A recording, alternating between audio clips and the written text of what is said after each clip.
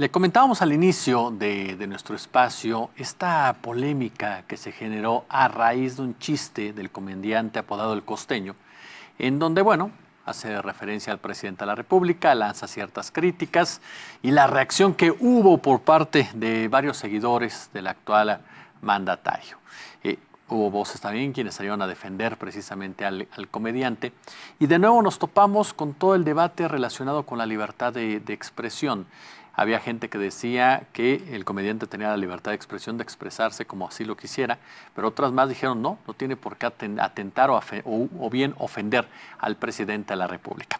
Pues para profundizar sobre este tema, para analizar más a fondo el tema de la libertad de expresión en México, se encuentra con nosotros Guillermo Tenorio. Él es director de posgrado de la Escuela de Gobierno y Economía de la Universidad Panamericana. Guillermo es un experto en esta materia y a quien, por supuesto, saludamos con mucho gusto. Guillermo, ¿cómo estás? Buenas tardes. ¿Qué tal? Buenas tardes, ¿cómo estamos? Muy bien, Guillermo. Oye, pues molestándote aquí para platicar durante unos minutos sobre este tema de la libertad de expresión en México. Yo de entrada te preguntaría, ¿qué entendemos como libertad de expresión y si la libertad de expresión tiene reglas, tiene límites? Mira, la libertad de expresión pues es un derecho fundamental contemplado en la Constitución.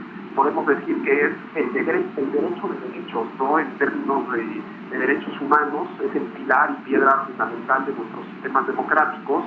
Y esta pregunta constantemente se hace sobre si se le pueden poner límites o no a la libertad de expresión.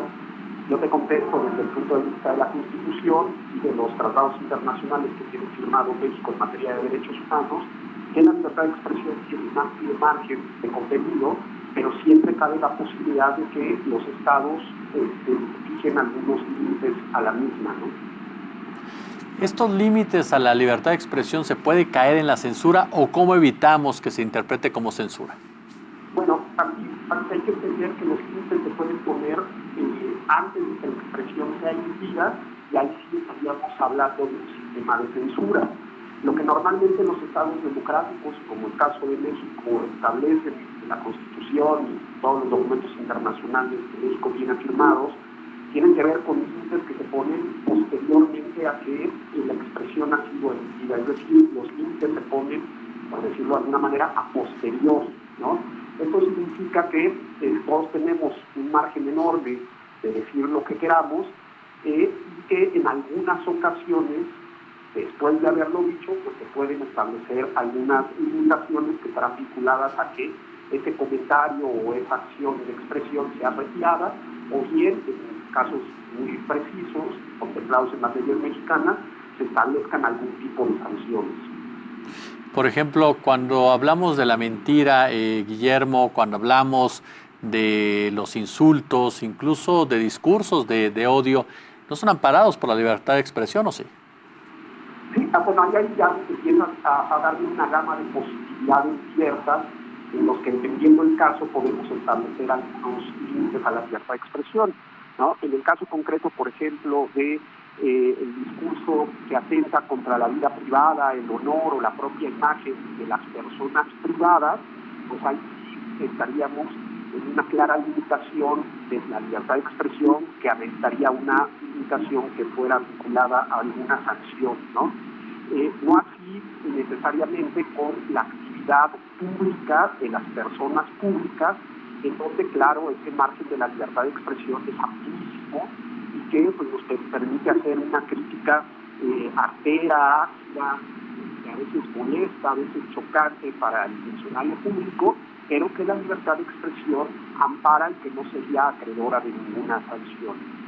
Por ejemplo, en el caso del insulto, ahí hay un fuerte debate, ¿no? Porque pues, no existe un derecho al insulto, la libertad de expresión no contempla un derecho al insulto como tal. Por lo tanto, en algunas ocasiones, un discurso insultante, que además, por ejemplo, pueda ser una expresión homófoba, como el famoso grito de los estadios de fútbol, pues inclusive esa palabra ha sido calificada por la Corte como un discurso insultante, que además tiene una conducta claramente homófoba, ¿no? Entonces, pues ahí hay que ver y distinguir, según el caso y la materia, el tipo de expresión que tenemos, si es sancionable o no, de acuerdo a la libertad de expresión. En el caso de nuestro país, Guillermo, hemos vivido diferentes etapas, diferentes gobiernos, algunos de ellos incluso con una mano de hierro, decían en la Secretaría de Gobernación, otros decían que con un guante suave pero de mucha autoridad. ¿Cómo ha avanzado la libertad de expresión en México y sobre todo cómo lo hemos aquilatado, o cómo lo hemos manejado o cómo lo hemos entendido los ciudadanos? Mira, yo creo que en los últimos 24, 25 años hemos tenido un cambio vertiginoso en la forma en la que entendemos la libertad de expresión. Y en concreto desde el año 2011, con un nuevo paradigma en la Constitución mexicana respecto a los derechos humanos, hemos potenciado la inclusión de estándares internacionales en materia de la libertad de expresión. Es decir, México en los últimos 20 años ha traído un signo positivo en términos materiales de lo que podemos decir a diario, ¿no? Tú lo vives cotidianamente en el medio de comunicación, en donde tú vas oyendo múltiples expresiones que son recibidas, soportadas, acogidas por el público, ¿no? No así en otros casos, por ejemplo, en el cual el tema terrible, el tema del ejercicio de la libertad de expresión y de la libertad de prensa, en donde poderes fácticos pues acallan las voces que están hablando en referencia a esos poderes, ¿no? Que ahí México tiene una deuda muy clara en materia de libertad de expresión. Pero en otros términos, en términos de ciudadanía, de espacio público, pues México sí ha venido progresando sustancialmente en términos de libertad de expresión. Llama mucho la atención que desde el año pasado volvamos a traer el tema de libertad de expresión como un tema de agenda, en el sentido que vemos claras manifestaciones del poder en donde la libertad de expresión pues no es muy bien recibida, sobre todo en términos de crítica, ¿no? Y ahí pues yo diría hay que tener cuidado, porque la libertad de expresión juega para todos los colores, ¿no? No hay distingo, y para todos los ciudadanos, porque en última instancia lo que hace la libertad de expresión es potenciar el debate de lo público, sea algo público en el cual podamos hacer una crítica, insisto, dura, ácida, molesta, chocante, para quien se la emitimos, ¿no? Entonces, yo te puedo decir que los últimos 20 años hemos crecido en términos de libertad de expresión, hemos mejorado en términos de libertad de expresión. Los casos que han llegado a la Corte mexicana en términos de libertad de expresión han sido resueltos de acuerdo a los estándares internacionales, así que hasta quizás el año pasado teníamos con una tendencia muy positiva en términos de libertad de expresión. Guillermo, ¿en qué momento se encuentra el tema de la libertad de expresión ahorita? Ya lo mencionabas en parte. Estamos en una etapa en donde las redes sociales juegan un papel fundamental ya, en donde cualquiera puede escribir cualquier cosa en Twitter, puedes publicarlo en Instagram, en Facebook y demás. ¿En qué momento vive la libertad de expresión? Ok, las redes sociales han sido todo un desafío en términos de libertad de expresión. Primero porque quienes llegan a las redes sociales pues es el grueso de la población. Toda aquella persona que tenga abierta una cuenta de Twitter, Instagram, Facebook, puede publicar, todo parece indicar lo que le venga en gana.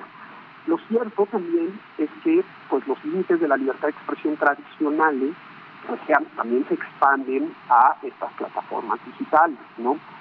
Y lo que hemos venido viendo y trabajando en muchos casos, por ejemplo en temas de vida privada, honor y propia imagen, es que los tribunales mexicanos, pues cada vez que les llega un caso de libertad de expresión en contra de vida privada, honor y propia imagen, en donde se ve vulnerada alguno de estos derechos, pues los tribunales pues van entendiendo que estas nuevas plataformas pues siguen la suerte de lo que sucedía con la libertad de expresión entendida en los medios tradicionales, ¿no?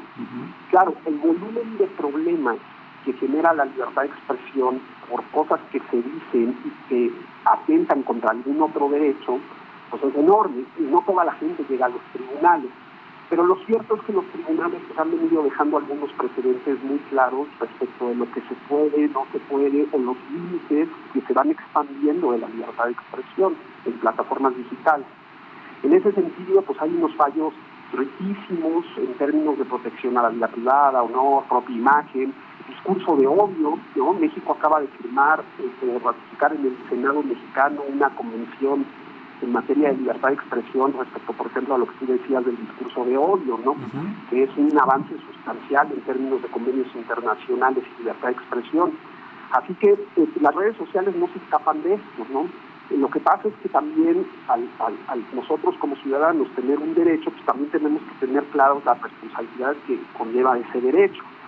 Y a veces cuando nos preguntamos si me alcanza para decir lo que quiere la libertad de expresión, pues yo tengo que estar claro que ninguna libertad me alcanza para hacer todo lo que yo quiera, ¿no? Claro. Sino que toda libertad tiene algunos límites que prudencialmente yo tendría que conocer y que están establecidos, pues te digo, en la Constitución, hasta en todas las leyes mexicanas que tratan sobre la materia, ¿no? Finalmente, Guillermo, tenemos por ahí un minuto y medio. Ya mencionabas algo. Estamos en una época en donde otra vez se habla de la libertad de expresión, se pone en la agenda, cuando era un tema que se daba por un hecho, en un ambiente polarizado, en un ambiente en donde hay voces que exigen que no se cuestione al presidente en turno, en donde el propio presidente ha lanzado fuertes críticas en contra de aquellos que no piensan igual que él. En este gobierno, con esta administración, ¿tú sientes que hay un debate más a fondo? ¿La libertad de expresión se ve amenazada, la libertad de expresión por la manera en cómo se está manejando tanto de parte de la oposición como de parte del oficialismo? Pues mira, aquí hay que tener en cuenta que la autoridad es la autoridad, ¿no? Y eso hay que tenerlo claro, los derechos se hicieron para los ciudadanos, ¿no? Entonces, cuando alguna autoridad sale a alegar su libertad de expresión, yo tendría muchísimo cuidado con eso, ¿no? ¿Por qué? Porque la autoridad se debe comportar como autoridad y la autoridad es para todos los ciudadanos, ¿no? El ciudadano con la libertad de expresión como derecho, pues sí tiene toda la posibilidad de ejercer críticamente su libertad de expresión en contra de la misma autoridad, ¿no? Y ahí yo es donde pongo el dedo en el, ¿no? ¿Por qué? Porque hay que tener en consideración que la autoridad tiene que soportar